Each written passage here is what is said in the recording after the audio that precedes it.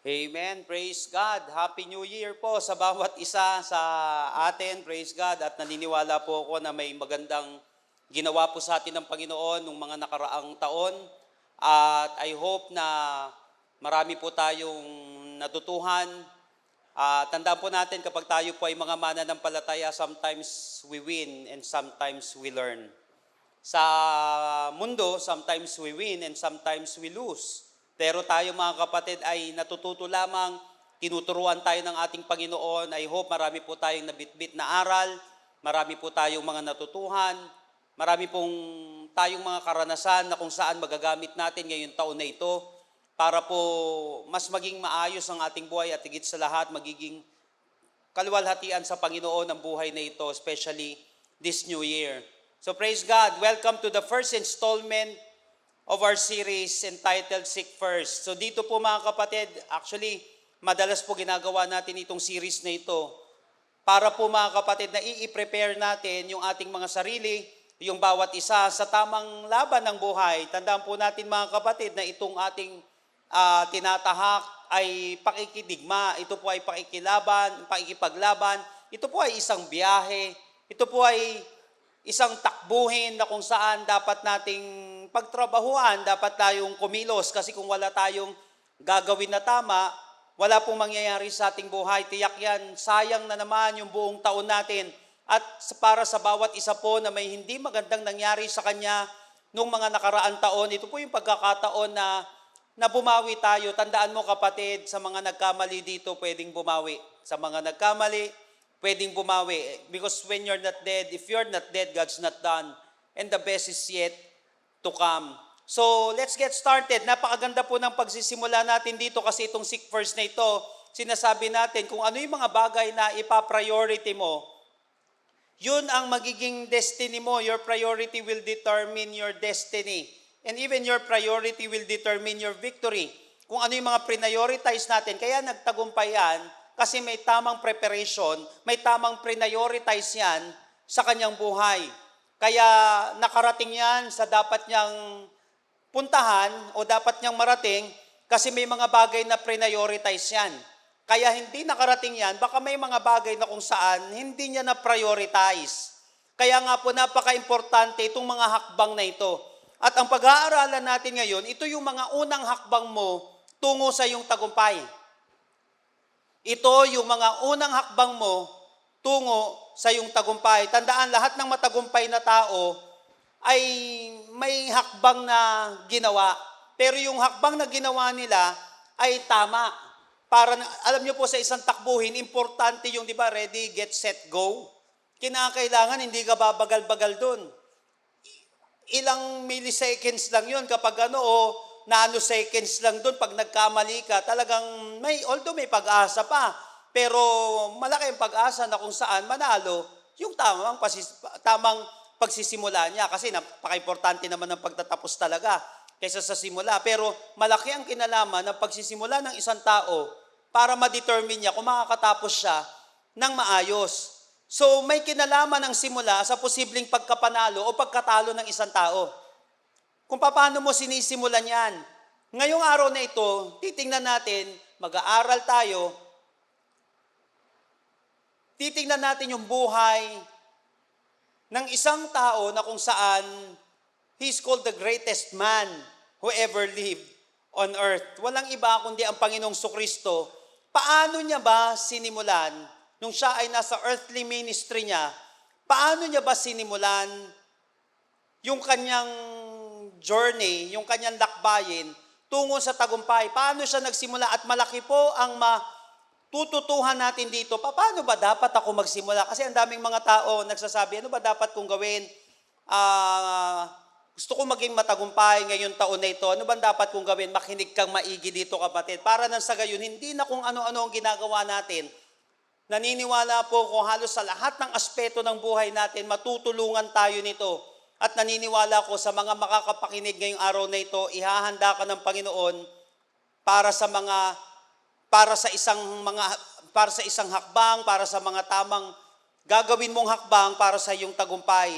At hayaan mo rin na matutuhan din ito ng ibang tao sa pamamagitan ng pag-share mo ng link na ito At naniniwala ko hindi lang ikaw ang pagpapalain ng Panginoon, kundi pagpapalain din ng Panginoon yung mga tao na makakapanood sa mensaheng ito ngayong araw na ito.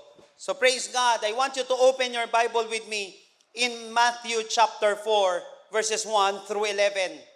Matthew chapter 4, verses 1 through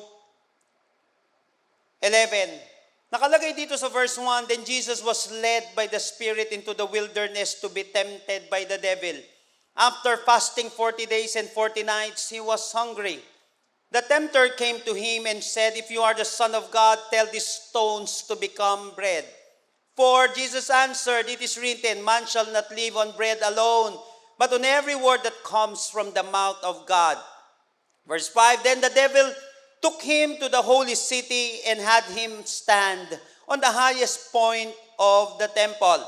6, If you are the Son of God, he said, throw yourself down, for it is written, He will command His angels concerning you, and He will lift you up in their hands, so that you will not strike your foot against the stone. 7, Jesus answered him, It is also written, Do not put the Lord your God to the test. 8, Again, the devil took him to the very high mountain and showed him all the kingdoms of the world and their splendor. 9, All this I will give you, he said, if you will bow down and worship me. Then Jesus said to him, Away from me, Satan, for it is written, Worship the Lord your God and serve Him only. Last verse, verse 11, Then the devil left him, and the angels came and attended him. Napaka-laki po mga kapatid nung verse 11. Dito, the angel left him. So mapapansin natin dito na pagtagumpayan ng ating Panginoong Sokristo ang isa sa pinaka-napaka-importanteng laban ng kanyang buhay. Isa sa napaka-importanteng laban niya. Pero mga kapatid, kung mapapansin natin, itong passage natin sa chapter 4, ngayon, ito yung mga preparations na ginawa ng Panginoon, mga unang hakbang na ginawa niya prior sa kanyang earthly ministry. Kasi kung mapapansin natin, itong chapter 4 na ito, actually yung chapter 3, di ba, baptism ng Panginoong Sokristo. Chapter 4, dito na yung, temptation. Dito na rin yung unang preaching ng ating Panginoong Sokristo. Dito na rin yung unang pagkatawag niya sa kanyang mga disipulo. So bago niya ginawa yung preaching, bago siya tumungo papunta sa discipleship, paano siya nagsimula sa discipleship revolution na gagawin niya, ito muna yung ginawa niya. At ang matindi dito, na pagtagumpayan niya, yung pinakamatinding laban niya. So mapapansin natin ngayon, paano ba ako magtatagumpay? Ano ba ang dapat kong gawin? Ano ba mga unang hakbang na magdadala sa kayo sa isang matagumpay na buhay? Ulitin ko, ano ang mga unang hakbang na magdadala sa iyo sa matagumpay na buhay? So join me in our message today entitled, Journey to Victory. Journey to Victory. How to start your journey to victory? Paano ba ako magsisimula? Ano ba yung mga unang hakbang ko patungo sa matagumpay na buhay? Lahat po tayo mga kapatid, gusto natin maging mananagumpay. Ayaw natin maiwan na talunan. Ayaw natin mga kapatid na kung saan di tayo makabangon. Hindi man lang tayo maka-score sa kalaban. So ano ang gagawin natin? How to start your journey to victory? Number 1, verse 1, Then Jesus was led by the Spirit into the wilderness to be tempted by the devil. Nakalagay dito Then Jesus was led by the Spirit into the wilderness to be tempted by the devil. Number 1, tatlong bagay na napaka-importante mga kapatid. Number 1 is spiritual guidance. Ibig sabihin nito mga kapatid, don't start your spiritual journey alone. Don't start your journey alone. Kung gusto mong matagumpay, napaka-importante ng kasama. Napaka-importante na may nagga-guide sa'yo. Jesus was led by the Spirit. Now, mga kapatid, ano ba ang purpose ng spiritual guidance? Ano bang purpose nito? Nang mag-guide sa atin? Okay, yung may nagga-guide sa atin, napaka-importante nito. Number one, bakit kinakailangan may spiritual guidance tayo galing sa isang tao or to someone, katulad ng ating Panginoong Kristo, although He was led by the Spirit, makikita natin na may tumulong pa rin sa Kanya. May kasama pa rin talaga siya. Number one, ang purpose dito is to be with you. Verse 1, Jesus was led by the Spirit. Jesus was led by the Spirit. Alam niyo po mga kapatid, yung ginamit, yung word na led dito in Greek is the Greek word anago. The Greek word anago means to lead or convey up from a lower place or higher. To lead, to conduct, to convey up. Ibig sabihin mga kapatid, sasamahan talaga siya. Iga-guide talaga siya. So number one purpose ng spiritual guidance or spiritual guide natin, bakit kinakailangan nito is to be with you. Mahirap mga kapatid nang walang nag-guide sa atin. Kaya yung iba, sariling diskarte, wala nangyayari. Lahat ng matagumpay mga kapatid, all successful people mga kapatid, ay may kasamang tao. Because no one is an island. Meron kang pagtatanungan, meron magtuturo sa atin. So napaka-importante, may spiritual guidance tayo. Of course, galing una sa Holy Spirit, at pangalawa, galing ito sa mga mentors. Dapat meron kang ganon. Kasi kailangan mo ng kasama, mahirap ang laban mag-isa. Kaya nga sinabi sa Luke chapter 4 verse 1, Matthew chapter 4, Luke chapter 4, pareho. Sabi sa Amplified Bible, then Jesus full of and controlled by the Holy Spirit returned from Jordan and was led in by the Holy Spirit. Full and controlled by the Holy Spirit. So mapapansin natin, may kasama ka, gusto mo magtagumpay, hindi ka pwedeng mag-isa. Kinakailangan may nagli-lead sa'yo, may nagme-mentor sa'yo, may nagdi-disciple sa'yo. May katuwang ka, hindi pwedeng wala. Ano bang trabaho pa nito? Number 2 is to bring out the best in you. Verse 1, then Jesus was led, guided by the Holy Spirit into the wilderness to be tempted by the devil. It means tested or tried. Jesus was tempted in all points. At dito mga kapatid, ang tanong ngayon, ano bang purpose ng temptation na ito? By the way, dito sa text na ito, dito sa passage natin ngayon, makikita natin dito yung doctrine of peccability and impeccability ng ating Panginoong Kristo. Ano ba yun? Yung peccability, it means capable of sinning. Pag sinabing impeccability, incapable of sinning. Kasi ang tanong dito, ang issue dito, whether Christ could sin or not. May tendency ba na magkasala ang ating Panginoong Kristo?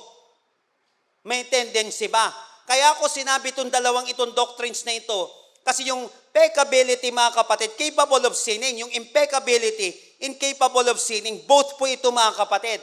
Kasi si Jesus ay Diyos, of course. So impeccable siya, hindi siya magkakasala. Pero, yung humanity ng ating Panginoong Kristo, may tendency, of course, ititip ba siya ng ganyan? Okay, kaya lang mapapansin natin na kaya ng ating Panginoong Kristo. Actually, may binanggit dito, tandaan natin, ng Panginoong Kristo ay may two natures, human and divine. His deity is not peccable, but his humanity is peccable.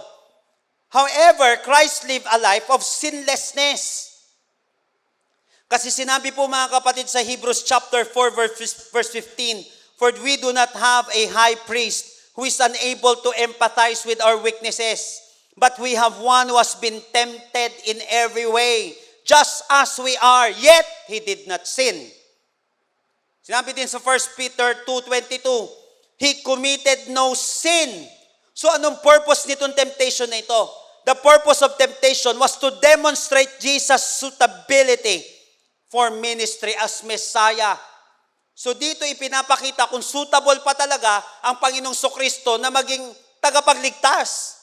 Kung dito pa lang laglag na siya, paano siya magiging suitable na iligtas tayo? Umpisa pa lang. Take note mga kapatid, to demonstrate Jesus' suitability, to demonstrate to others, not to the Father. Wala siyang dapat patunayan sa Ama. malinaw sa Ama na nakasinabi niya, "This is my beloved Son in whom I am well pleased." Kinakailangan makita ito ng tao na suitable siya dun sa kanyang mission, dun suitable siya dun sa kanyang task, dun sa kanyang purpose as a Messiah, dun sa kanyang ministry. So Jesus' temptation was for others to understand this qualification for ministry. Now, the word tempted carries two meanings dito. Pag sinabing tempted, it means to solicit to sin. Pangalawa, ang ibig sabihin, to test or prove something as valid.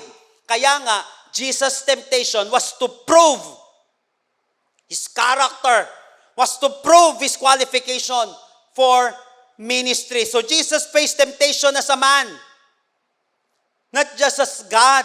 He was tempted only in his humanity. Paano ba ginawa dito ng demonyo sa kanya? Alam niyo po mga kapatid, the word devil na ginamit dito sa passage na ito means slanderer, accuser.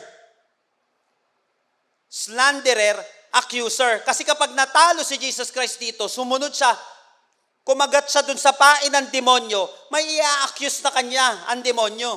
Trabaho yan ng demonyo, sabi sa Book of Revelation, day and night, ina-accuse sa mga brothers.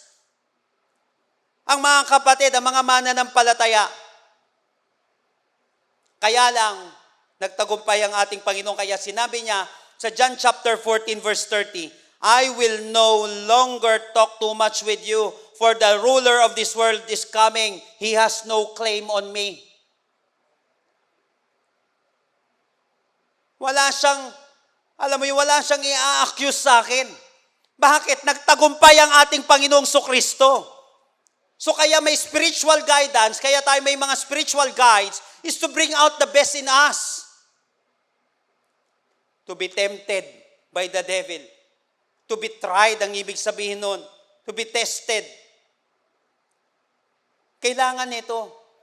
Adalin ka, di ba yung mga coach, ilalagay ka sa laban, ilalagay ka, para ano yun, nag-training kayo, tapos wala ka namang lakas-lakas man lang, para wala naman nangyari. Nakuha po natin, Jesus, full of the Holy Spirit. Sinabi dun sa Luke chapter 4. So napaka-importante ng spiritual guidance para sa atin. Why? Kasi kinakailangan natin ng kasama at kinakailangan natin, tayo personally, ng tao na kung saan will bring out the best in us. Di pwedeng wala. Lahat ng kampiyon kapatid, may coach. Lahat ng kampiyon may coach. Alam niyo po mga kapatid, sa totoo lang, the most miserable person on earth is the one who is guided by no one. The most miserable person on earth is the one who is guided by no one. Kaya wag mo nga hayaan kapatid, itong taon na ito na wala nag-guide sa'yo. Apostol na yun, may nag-guide pa sa kanila. Si Jesus na yun, may nag-guide pa sa kanya. Lahat ng nagtagumpay ng tao may nag-guide. Nakuha po natin mga kapatid, importante meron tayo nito. Kahit na napakagaling natin, walang mangyayari sa ating buhay pag wala tayong ganito.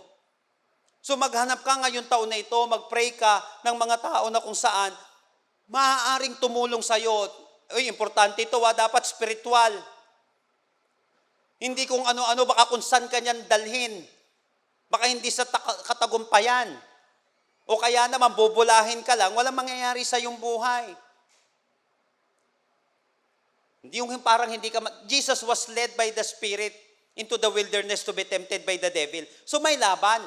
Kasi may mga tao ngayon, hindi dapat walang stress, walang pagod. Kido-coach ka nga para maging kampiyon ka. Paano ka lalaban? Wala ka naman laban na nilabanan. Nakuha natin yun. Walang training na ginawa sa'yo. Walang testing na ginawa sa'yo. Hindi ka pwedeng magtagumpay sa spiritual life mo kung wala kang spiritual guidance. Kahit makapangyarihan tao tulad ng hari, presidente, may tinatawag na spiritual advisors.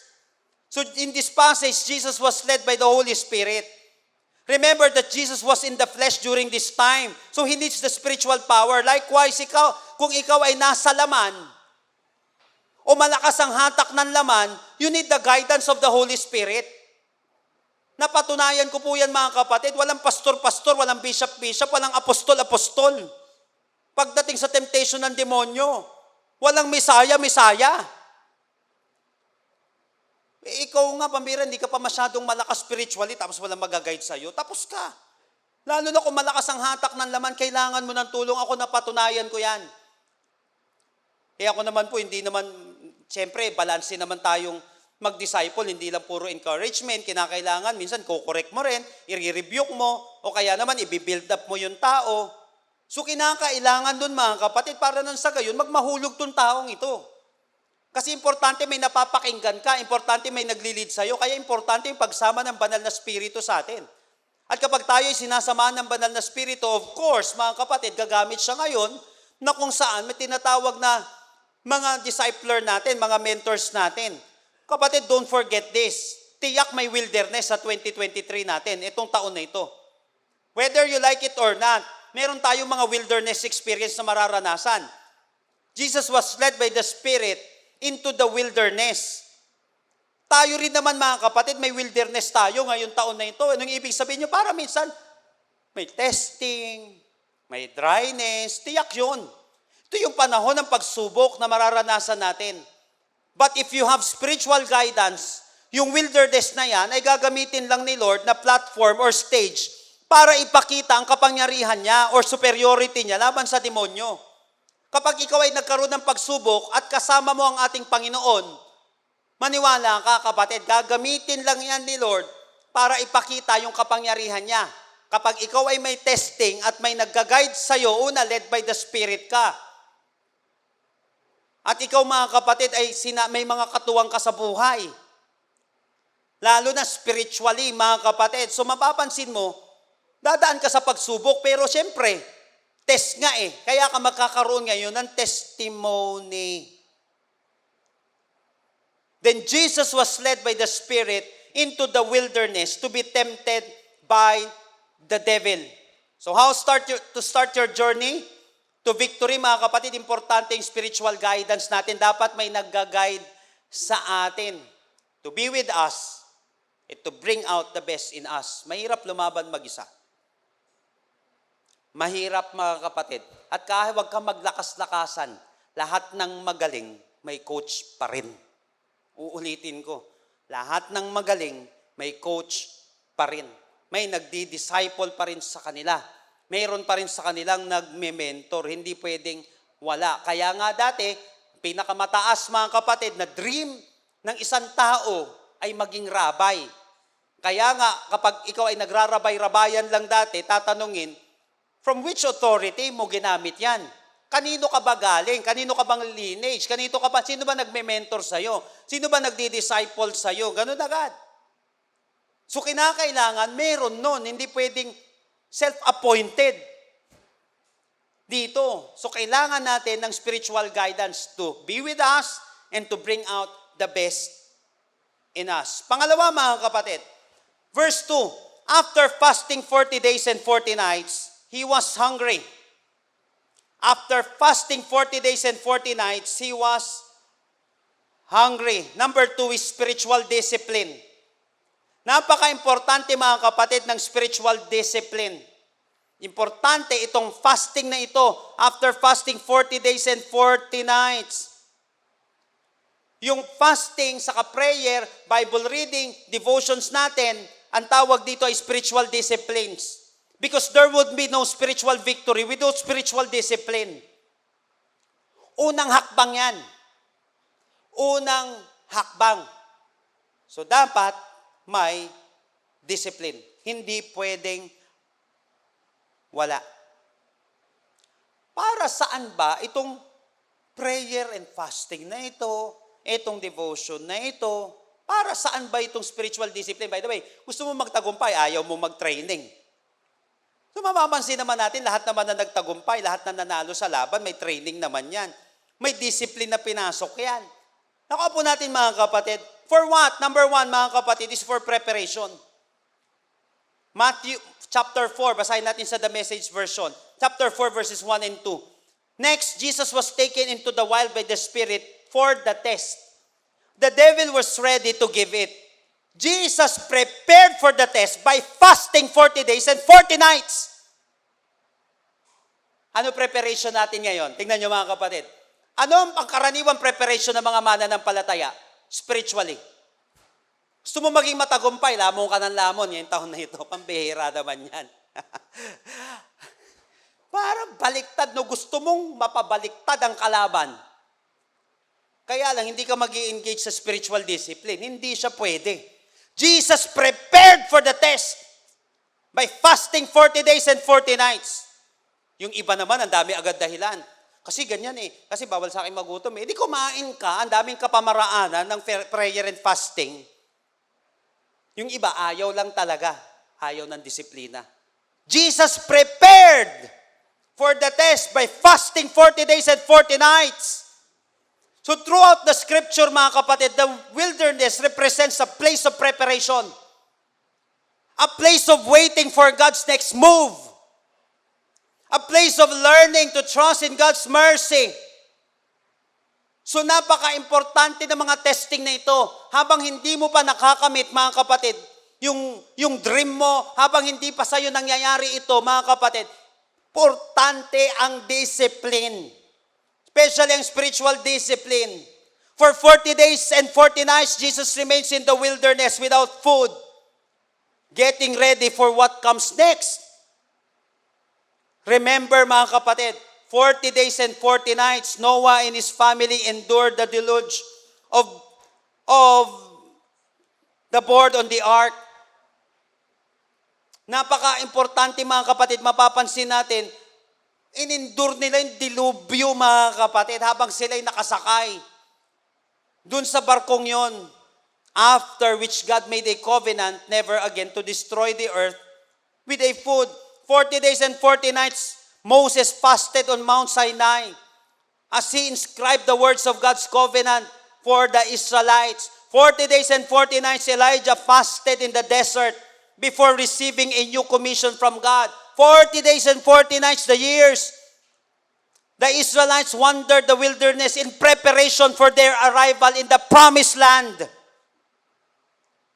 Jensen Franklin once said, when the Holy Spirit calls you to fast, He is preparing you for what is ahead. When the Holy Spirit calls you to fast, He is preparing you for what is ahead. So napaka-importante ng spiritual discipline. Kasi nga preparation ito, tandaan mo kapatid, hindi simple ang kalaban. Kaya tayo, madami ng pinataob yan, tapos hindi ka maghahanda. Gusto mong may marating tapos hindi mo paghahandaan, hindi pwede. Anong purpose, mga kapatid? For preparation. Number 2, for power. Mapapansin natin, ipagbaka siya ang Panginoong Kristo sa kanya, verses 10 and 11, Jesus said to him, "Get away from me, Satan. The scriptures say, you must worship the Lord your God. Serve only Him." Verse 11, ano nakalagay? So the devil left him. Then some angels came to Jesus and helped him. The devil left him. So fasting, prayer releases God's supernatural power. It is a tool we can use when there is opposition to God's will. Satan would like nothing better than to cause division, discouragement, defeat, depression, and doubt among us. So prayer and fasting has always been used by God to deal a decisive blow to the enemy. Marami na po ang nabiktima ng, alam mo mga kapatid, marami na po nabiktima ang kaaway. But if you want to be spiritually strong, napaka-importante po, mga kapatid, ng spiritual discipline. For what? For preparation and for power. That's why, mga kapatid, as a church, meron lagi po natin ginagawa yung prayer and fasting every first month of the year.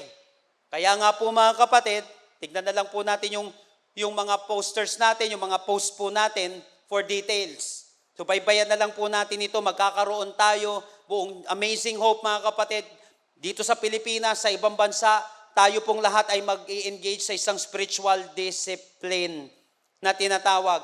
Bakit napaka-importante, mga kapatid? Ano ba ang epekto ng spiritual, lalo na ng prayer and fasting natin na gagawin? Napaka-importante, mga kapatid. Ano ba mangyayari sa'yo? 3 bagay, mga kapatid. Sharpened, strengthened, and sanctified. Sharpened.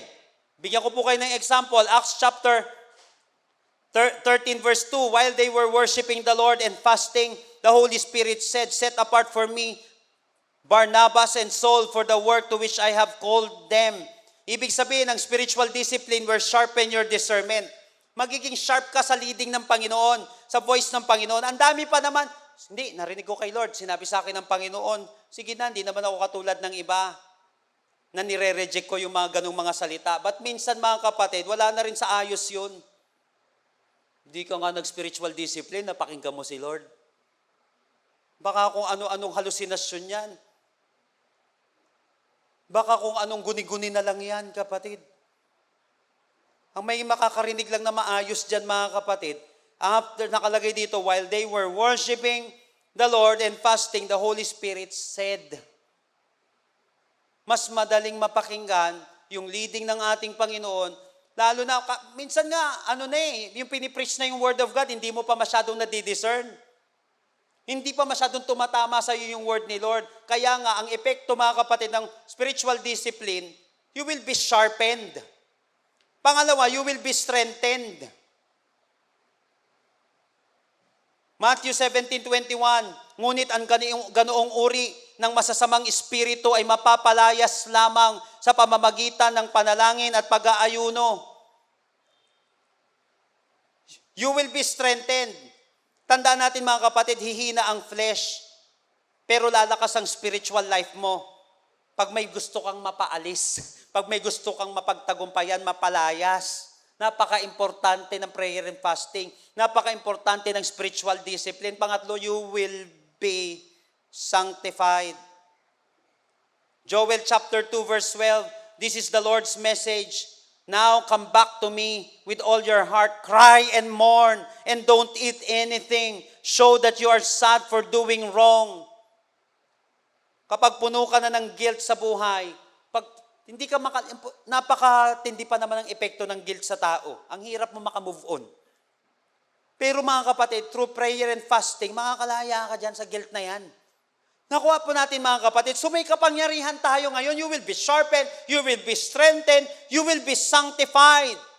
Kaya napaka-importante mga kapatid ng epekto nitong spiritual discipline na ito, ng fasting na ito. Alam niyo po, sinabi ng mga sinaunang matatalinong tao, like Paracelsus, sabi po mga kapatid ni Paracelsus, fasting is the greatest remedy, the physician within. Fasting is the greatest remedy, the physician within. Sabi po ni Rumi, fasting is the first principle of medicine. Even mga kapatid, sa ibang religion, ina-acknowledge nila yung kapangyarihan nito. Sabi ni Mahatma Gandhi, my religion teaches me that whenever there is distress which one cannot remove, one must fast and pray. Antindi. Whenever there is distress which one cannot remove, one must fast and pray. We really need spiritual discipline as a church and even as an individual for us to assure the victory for this whole year. Kailangan mo ng discipline, kapatid, for preparation and for power. So, ihanda po natin ating mga sarili dito at hayaan po natin na tama yung una mong hakbang. Mahirap naman yan, maikipagbuno ka, maikipag-boxing ka sa isang kampiyon, wala ka man lang ka-practice. Yung nag-practice nga, may tulog sa champion eh. Tapos hindi mo paghahandaan yung laban ng buhay. Kung gusto natin maging champion this year, napaka-importante ng spiritual guidance at napaka-importante mga kapatid ng spiritual discipline. Number 3. Verses 3 hanggang 11. Verse 3 muna. The tempter came to him and said, if you are the Son of God, tell these stones to become bread. So mapapansin na natin yung labanan nila dito. Number 3, spiritual warfare. Kailangan, kapatid, may training ka, hindi ka lumaban. May training ka, hindi ka lumaban. So after neto mga kapatid, may guidance ka, may coach ka. Now, may training na ginawa sa'yo, may discipline na ginawa sa'yo, di ilaban mo. Paano ka masasabing champion ko pag puro ka practice? Ilaban mo, kapatid, dahil walang matatalong demonyo kung walang lalaban na Kristiyano. Wala. Now, tatlong bagay mga kapatid when it comes to this warfare. Napapasukin natin. Kasi baka yung iba, takot naman. Siyempre, nakakakaba naman. Pero let me expose to you kung anong uri ng warfare ito. Dito sa passage na ito, mga kapatid. Number 1, it is inevitable. Whether you like it or not, umatras ka, matakot ka, o hindi ka matakot, hindi mo maiiwasan yan. Verse 3, during the time the devil came. Spiritual warfare is the name of the game. Kaya tayo magpapakondisyon dahil may gera tayong susuungin. And whether you like it or not, kahit saan ka magtago, laging may battle. It is inevitable. Hindi mo ito maiiwasan. Kaysa umiwas ka ng umiwas sa laban, ihanda mo yung sarili mo. The devil came. Pangalawa, mga kapatid, of course, mahirap. Paano maipapractice?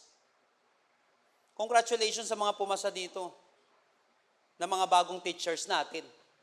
Ubiruin mo. Ang dami mo, ang tagal mo nag-aaral, nag-board exam ka, tapos hindi ka magtuturo. Paano ka masasabing teacher? Wala kang tinuruan.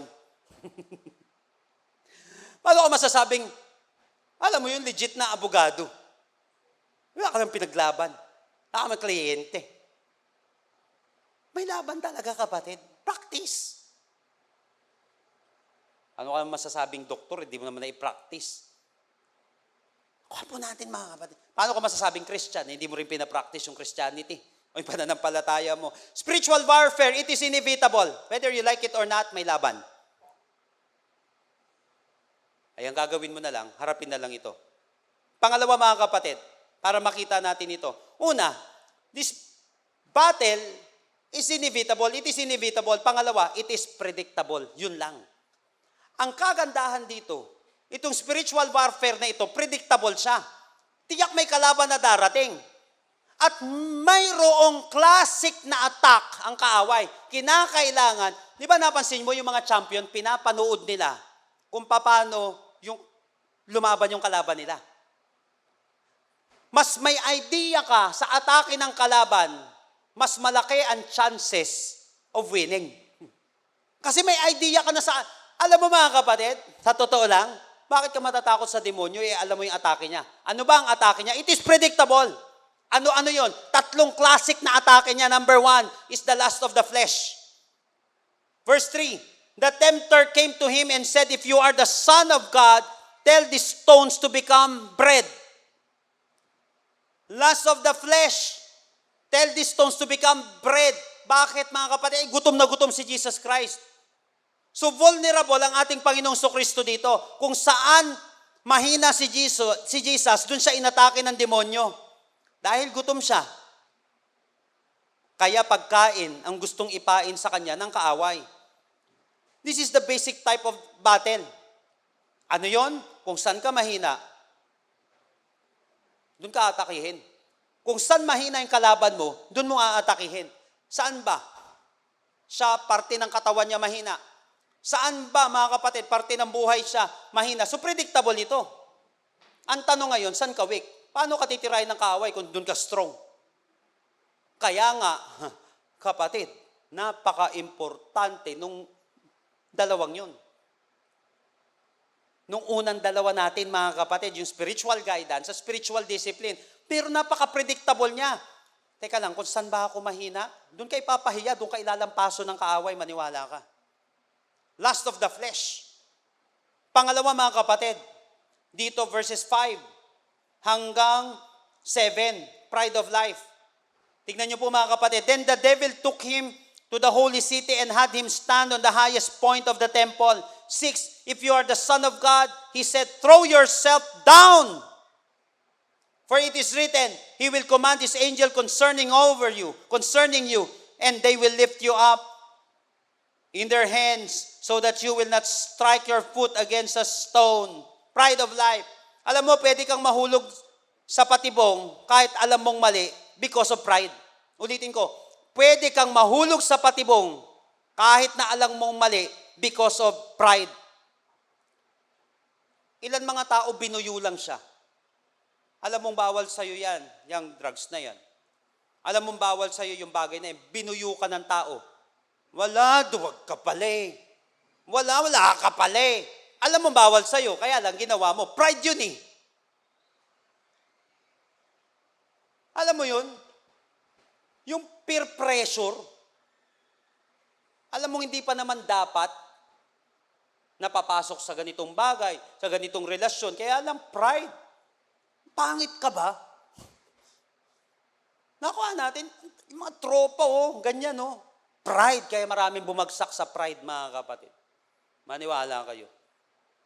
Kasi pwede kang mahulog sa isang patibong, kahit alam mong mali, tutuloy mo. Ayaw mo makipag-away. Kaya lang sinabihan ka, duwag ka ba? Wala ka pala eh. Mamaya, alam mong mali yung papasukin mong gulo, kaya lang pipilitin mo ngayon. Alam mo mga kapatid, kaya maraming, ito sa totoo lang kaya marami po akong gulo na pinasok sa buhay ko. Because of pride pala. Sinabi sa akin, ano ba, duwag ka ba? 200 lang naman ipapalo sa'yo, duwag ka ba? Hindi mo kaya? Alam ko mahirap yun, napalo na ako ng tatay ko eh. Tapos papasok ka ng grupo. Pasok ka na lang, pero alam mo mali. Nung unang sangkot ko mga kapatid sa matinding gulo, binuyo lang naman ako eh. Ano ka na umuna? Banatan mo. Ayaw ko naman eh. Ano, duwag? Duwag ka ba? Mapipilitan ka dahil sa pride. Naku natin, minsan may papakain sa'yo, ayaw mo, kaya lang binubuyo ka. Pride! Alam mo kapatid, sa totoo lang, walang kailangan patunayan si Jesus sa demonyo. Wala siyang, laging ganun mga kapatid, kapag alam mo mali, wala akong dapat patunayan sa'yo, ano ka? Lalaglag mo ako dito, di ba? Hindi ka duwagan ng pag-atras, hindi ka duwagan ng hindi pagsunod sa mali. In fact, yun ang tunay mga kapatid na katalinuhan, yun ang tunay na malakas, yung kaya mong kontrolin ang sarili mo. But because of pride, kahit alam mo mali, babagsak ka, maniwala ka kapatid. Because of pride. Iiwan mo yung asawa mo, iiwan mo yung tatay mo, yung nanay mo, kapatid, pag namuo yung pride na yan, diyan na magsisimula ang pagbagsak sa isang tao. Natandaan ko, may isang pelikula ako napanood dati. Sabi niyang ganon, nag-uusap yung magtatay. Kasi umalis yung tatay dun sa bahay nila. Liwan silang dalawang magnanay. Pero nakausap nung anak yung kanyang tatay. Alam mo anak, sa totoo lang, di naman ako aalis dati. Sana, hindi kami magkahiwalay ngayon kung hindi ako umalis. Sinabihan lang naman ako ng nanay mo umalis ka na. Hindi pinandindigan ko. Umalis na ako habang buhay. Sana hindi kami nagganito. Simpleng-simple lang. Alam mo, pride. Hindi naman dapat kayo magsusuntukan, maghihiwalay, mag-aaway, pwede naman mag-unawaan. Pride! 3, classic! Napaka-classic yan mga kapatid. Bubuyuin ka. Para yung pride, itutulak ka ipipressure ka Pangatlo mga kapatid is the lust of the eye. Again, the devil took him to the very high mountain and showed him all the kingdoms of the world and their splendor. 9, all this I will give you, he said, if you will bow down and worship me. And showed him. Ibig sabihin, papakitaan ka ng maganda. May ipapakita sa'yo. Bakit, teka lang mga kapatid, bakit classic ang sinabi ko? Ginawa niya na to kay Adan at Eva. Umpisa pa lang, beginning pa lang. Genesis. Lust of the flesh, lust of the eye, pride of life. At sinabi na rin mga kapatid, pagtapos nito sa mga sa letters, yung tatlong ataking ito, classic to kapatid. And showed him. Ibig sabihin nito mga kapatid, sa temptation na ito, sa classic temptation na ito, papakitaan ka ng maganda para pumangit ang buhay mo. Ilan na may nakita silang maganda, nalaglag sila. Ilan na mga kapatid na entice sila, doon sa bibilhin na yon. Pagbili nila, wala na silang pambayad. Sa bahay, wala nang pantuition. Wala nang baon. Baon sa utang dahil na-entice ng bagay na yon. Lust of the eye. Papakitaan ka na maganda para pumangit ang buhay mo. Kaya hindi lahat ng maganda tama. Yung iba mga kapatid, magkakatama ka, maniwala ka. Kaya dapat madidiscern mo yan. Hindi lahat ng ipinapakita sa iyo tama. Yung ijab ba dyan, magpapabagsak sa buhay mo. That's why it is predictable. Ngayon mga kapatid, babalik-balikan na lang natin din, ano ba to? Lust of the flesh ba to? Ito bang, hindi naman masamang kumain eh. Kaya lang at that time mga kapatid, of course, ang ating Panginoong Kristo, ibinubuyo siya, tinitempt ka siya ng demonyo eh. Hindi makakabuti para sa kanya. Basta lahat na hindi makakabuti, ibig sabihin mga kapatid, atake ito lalo na may kinalaman sa laman natin. Lust of the flesh, predictable yon. Pride of life, hindi ko naman dapat gawin, ba't ko gagawin? Minsan may mga bagay na ipapagawa sa'yo, pero hindi naman pinapagawa ni Lord yan eh. Hindi mo naman kinakailangan gawin yan, but because of pride gagawin mo? No way. Lust of the eye. Hindi lahat ng pinapakita sa'yo, kapatid, sinusunggaban mo. Yung iba dyan, yan na, magsisimula ng dilubyo ng buhay natin. Okay, mga kapatid, hindi lahat na nakikita mo kahit saan, sa TV. May mga bagay na kailangan ka sa Shopee at Lazada. Pero hindi lahat kailangan mo dun. Hindi lahat na nakikita mo maganda. Jowa mo. O potensyal na jowa mo, mapapangasawa mo. Isa lang dyan, kapatid, hindi lahat. Kaya pag nagkamali ka, kapatid, ng tingin at ikaw ay kumagat dito, tapos ka. Now, ano bang uri itong warfare na ito? It is inevitable, hindi mo maiiwasan, but it is predictable.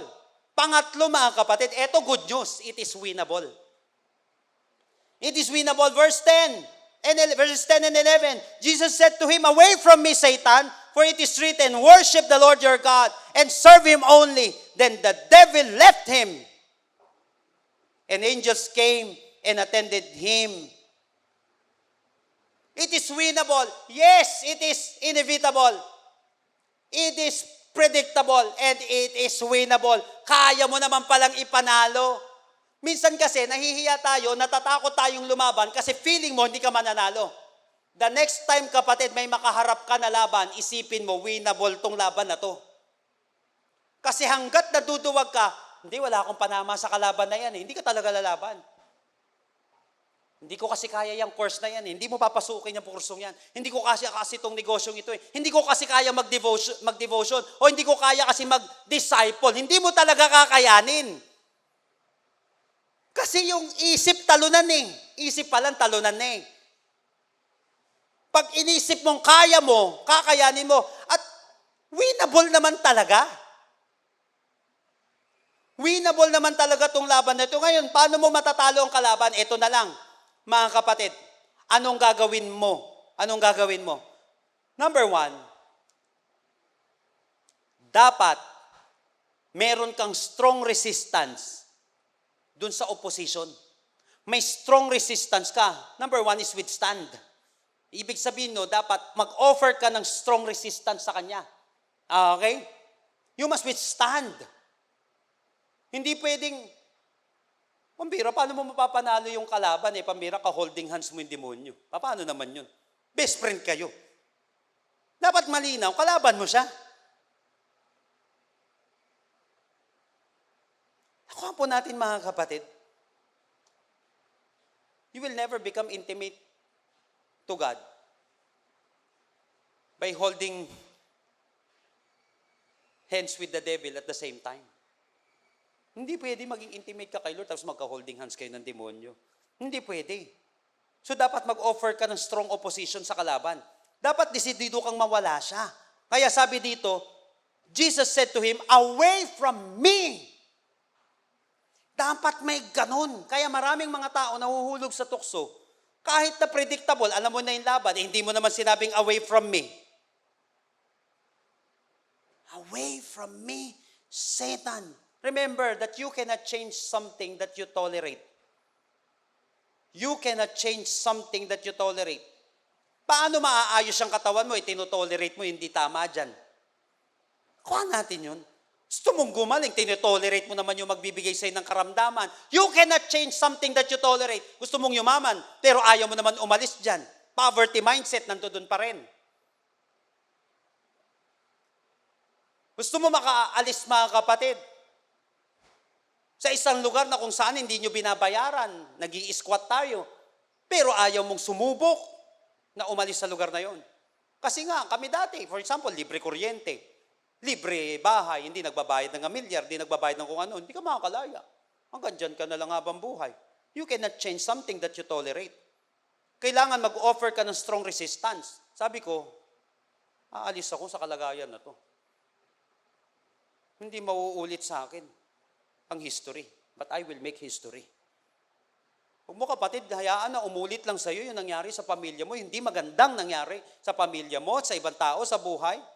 Don't repeat history. Make history. But mga kapatid, para mapanalo mo ito, kinakailangan you must withstand. Mag-offer ka ng strong opposition. Kung gusto mong gumaling, kung gusto mong umayos ang katawan mo, mag-offer ka ng strong opposition dyan. Kasi hindi mo talaga mapapanalo yan. You cannot change something that you worship. Mababago mo ba ang Diyos? Hindi naman eh. Kasi sinasamba mo yan. Kuha natin mga kapatid. For example, sa akin dati, lagi ako nahihilo. Masakit yung mata ko. Talaga yung lagi ka nasusuka. Yung pala, ang taas ng sugar ko. So, kinakailangan, bawasan yung rice ko. Tapos, hindi na magkasya yung mga damit ko. Kaya lang, nandiyan lagi yung atake sa akin. Kaya, anong gagawin mo? May goal ka eh. Mag-withstand ka, mag-offer ka ng strong opposition. Gumawa ka ng paraan, paano magtatagumpayan yan. Hindi yung wini-welcome mo pa siya ng wini-welcome. Ano pang gagawin mo, mga kapatid? Number 2, para mapanalo mo yan. Winnable naman pala, kaya lang paano? Withstand. Number 2 is word war. Word war. Kaya nga mga kapatid, may nakalagay dito, for it is written, worship the Lord your God and serve Him only. Word war. Dapat kargado ka ng Word of God. Tamang unawa, tamang application.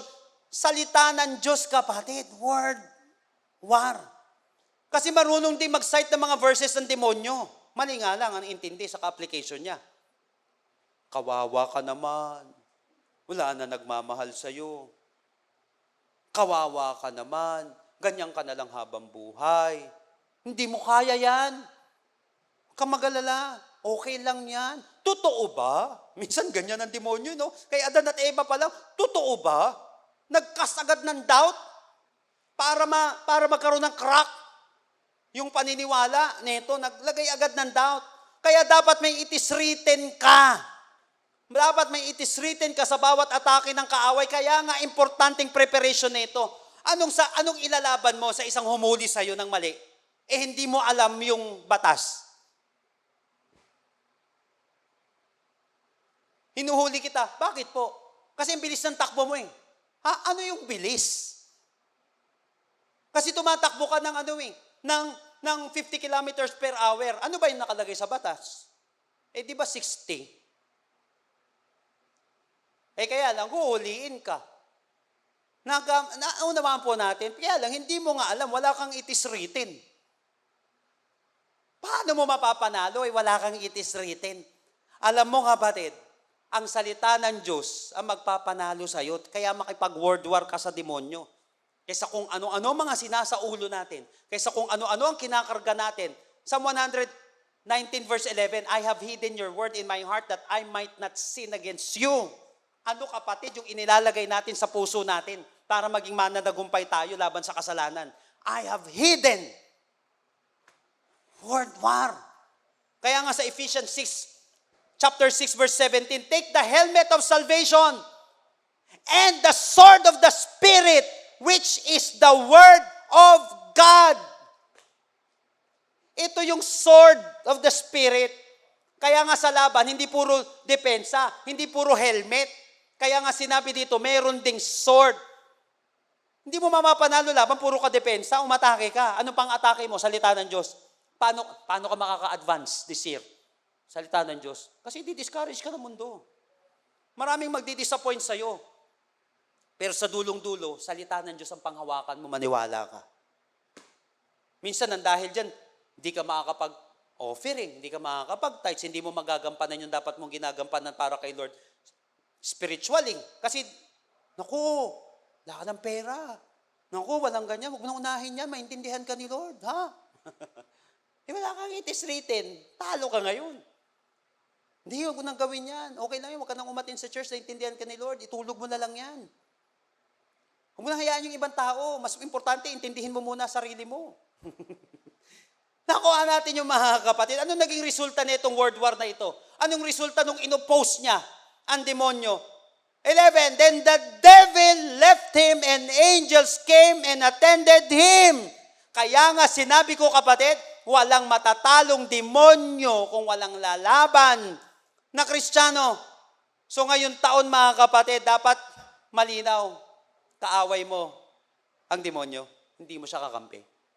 Every time na pinapain siya sa'yo, isipin mo, hindi para sa kaligayahan, tunay na kaligayahan mo yun. Pinapadama ka lang niya kasi gusto ka niyang bumagsak. Pinapadama ka lang niya para hindi mo magawa ng tama yung dapat mong gawin. Para hindi maging productive yung buhay mo, kapatid. At makipag-world war tayo ngayon taon na ito sa demonyo. Panahon na, back to the Bible. Mga kapatid, back to the Word of God. Ito lang ang masasandigan natin. How to start your journey to victory? Spiritual warfare. Why? It is inevitable. Kahit anong gawin natin, may laban talaga. Hindi pagandaan mo na, it is predictable naman eh. Mapipredict mo naman siya. And good news, it is winnable. It is winnable. So how to start your journey to victory? Number 1 is spiritual guidance. Huwag mong hahayaan ka kapatid na wala kang direksyon sa buhay. So may gagamitin ng Panginoon para sa iyo. To be with you, to bring out the best in you. Spiritual discipline. For preparation. Gusto mo maging champion, di ba? Maghanda tayo, kapatid. Sama-sama tayo maghahanda ngayon taon na ito. Magtutulungan tayo. Magsusuportahan tayo para sa disiplina, hindi para ituksuhin yung kasama mo na, hindi, okay lang yan, sige. Ilamon mo ng ilamon yan. Okay kumain. Pero kapatid kasi sa fasting, magugutom ka, physically, pero lalakas ka spiritually. May panahon ng pagkain, may panahon ng hindi. Hindi naman sinabing huwag din namatay ka. Pero hindi pwedeng puro ganun.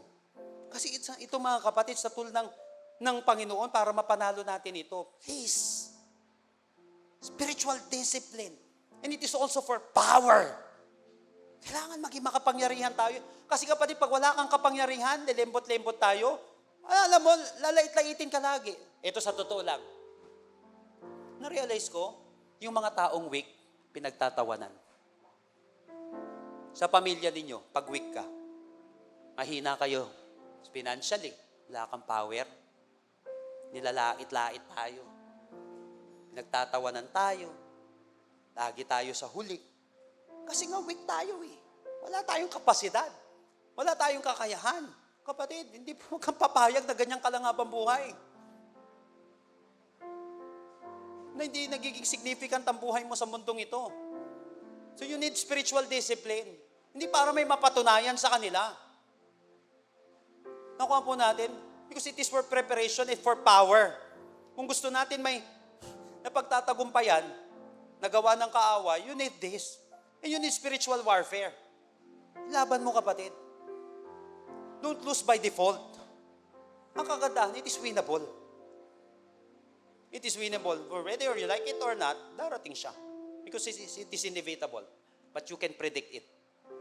You can predict it. I will end with this. Nawa, makatch natin ito mga kapatid.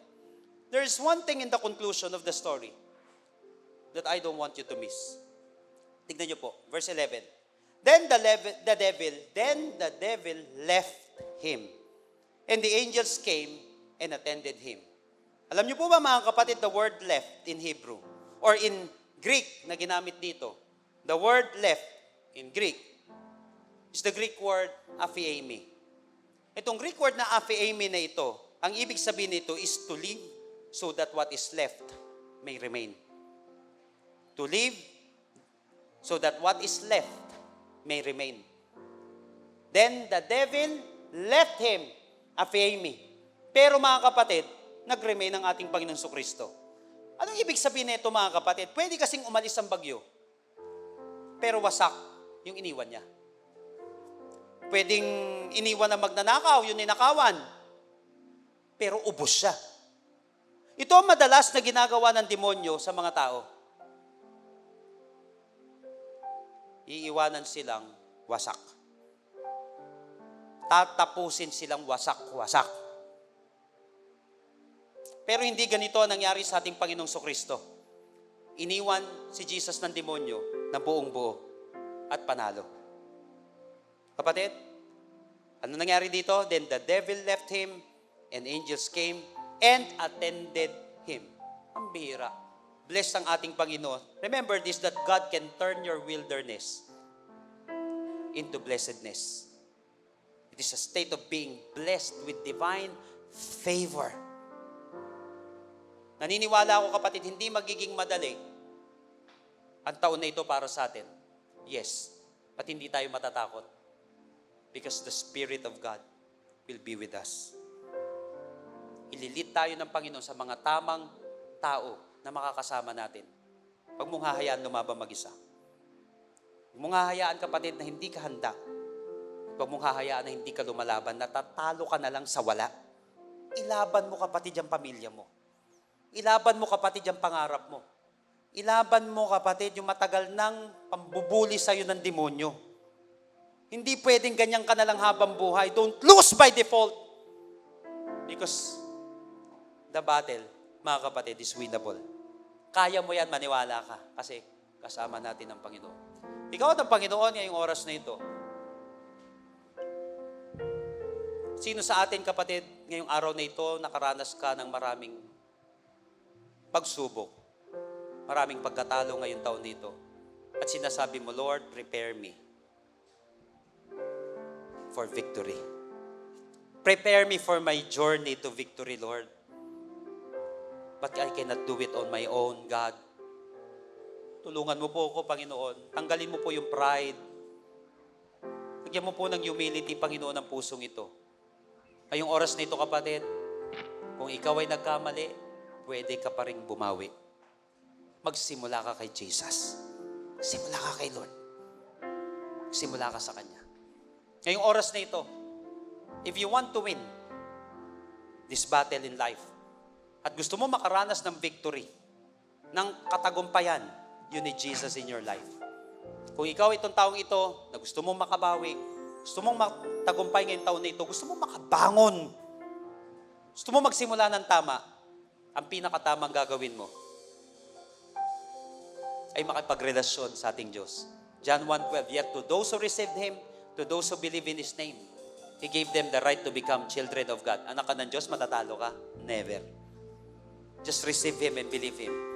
If you want to receive Jesus right now, if you want to believe that Jesus can save you, that Jesus can rescue you, believe me mga kapatid, ito yung pinakamagandang desisyon na gagawin mo sa iyong buhay. Mananalangin tayo ngayong oras na ito, but make it your personal prayer. And I believe that after this, your life will never be the same again. Makakabangon ka kapatid. Gaano man kahirap ang sitwasyon ngayong taon na ito, mapapanalo mo ang laban. Maniwala ka lang. Do you believe right now? If you believe, pray this prayer right now. Sabihin mo sa ating Panginoong Hesus ngayong oras na ito, Lord Jesus, come into my life. I surrender my heart to you. I admit that I'm a sinner. But I believe that you are my Savior. Starting today, be the Lord of my life. Be my King.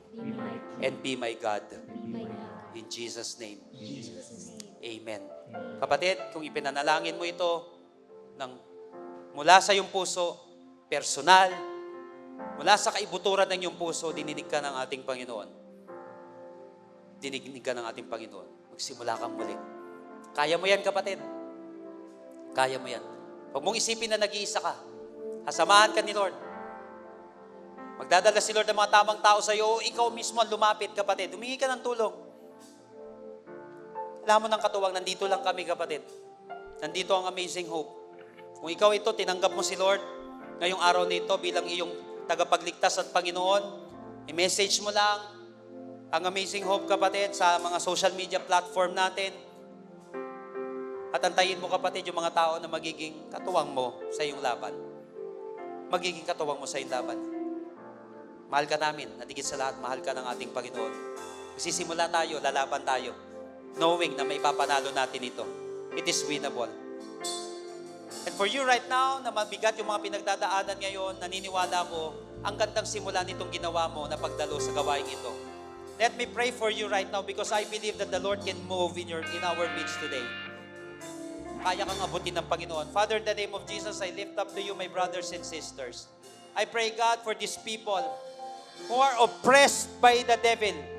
In the name of Jesus, I rebuke the work of the devil in your life right now. Ikaw nga, kapatid, ngayong oras na ito, na tingin mo oppressed ka, pigil na pigil ka. Ikaw ay inaalipin ng kaaway in the name of Jesus. For you right now, na matagal nang inaalipin ang gawa ng kaaway, I rebuke the work of the devil in your life in the name of Jesus. In the name of Jesus, get out! Sa buhay ng isang taong ito, spirit of addiction, in the name of Jesus, spirit of death, in the name of Jesus, leave that person. Right now, the devil left him. Tanda mo, kapatid, umaalis ang gawa ng kaaway. Umaalis ang katimonyohan. Huwag mong isipin na ganyan ka na lang habang buhay. Umaalis yan. In the name of Jesus, leave this family. Poverty, leave this family. Spirit of poverty. In the name of Jesus. Spirit of sickness and death, leave this person now. In the name of Jesus. Spirit of depression, leave this person in the name of Jesus. Come on, kapatid, ngayong oras na ito, i-receive mo ang pagpapalang ito ng ating Panginoon. Just come to Jesus right now. Hayaan mo ang Panginoon. Hayaan mo ang Panginoon, kapatid. Pag-welcome na si Lord sa buhay mo, hindi na dapat welcome ang demonyo.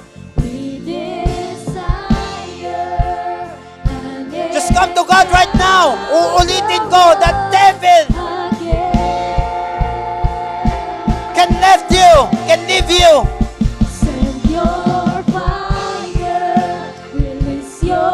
Yes, Lord. Come on, declare it right now. May mga umaalis na gawa ng kaaway. Wherever you are today, ikaw man ay nasa tahanan, ikaw man ay nasa sasakyan, may ginagawa si Lord sa buhay mo.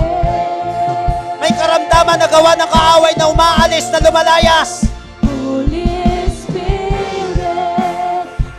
You are welcome, Lord. Come and move. Come and move upon our houses, Lord. In our business. In our lives, God. Come on.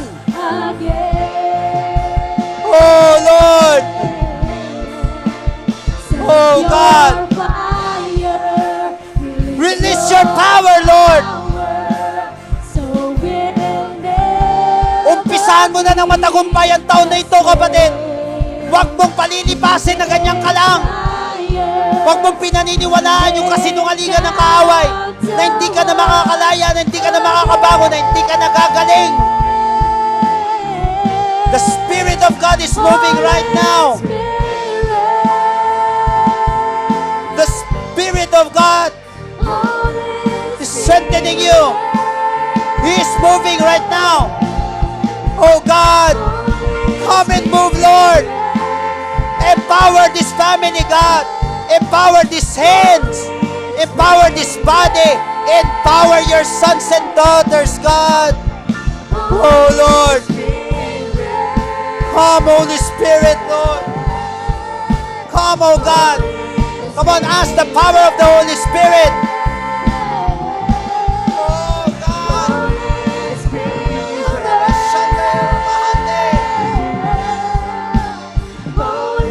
Oh God. Oh Lord. Oh Jesus. Oh God. Spirit of God is moving in your life. Oh Jesus, thank you God. Dahil ikaw nagre-remain, pero ang demonyo umaalis. Then the devil left him, and the angels came and attended him. Sapat ang biyaya ng ating Panginoon. Kikilo siya sa buhay mo. Ito yung taon, kapatid, na ikaw ay pinagpala. This is the year of prosperity, a year of peace, a year of hope, a year of God's blessing. Kapatid, maraming gagamitin ng Panginoon para sa iyo. Gagamitin ng Panginoon para sa iyo. Ikaw ay magiging mananagumpay. Tama, may laban kasi ikaw ay magtatagumpay. Then the devil left him, and the angels came and attended him. Hindi ka mag-isa, kapatid, sa laban na ito. Maraming kapamaraanan si Lord. Maraming provision sa Panginoon. Maraming kamay na gagamitin si Lord. Maraming oportunidad na gagamitin si Lord. Kahit supernatural na kapamaraanan gagamitin ni Lord. Ngayong taon na ito, masa tayo sa Panginoon. Magsimula ng tama. At naniniwala ako, kapatid, may maganda kang patutunguhan. Selyuhan natin ang gawaing ito ngayong araw na ito, knowing that we are blessed and not cursed. We are an asset and not a liability. Tatanggapin natin ang pagpapalang ito. Na I believe, mga kapatid, maniwala ka.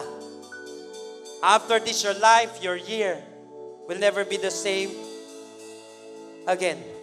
Right now, people of God, I want you to receive these blessings which God promised in Numbers chapter 6. Every time we declare ito, the Bible said, receive it, and it will be yours. Right now, people of God, may the Lord bless you and take care of you.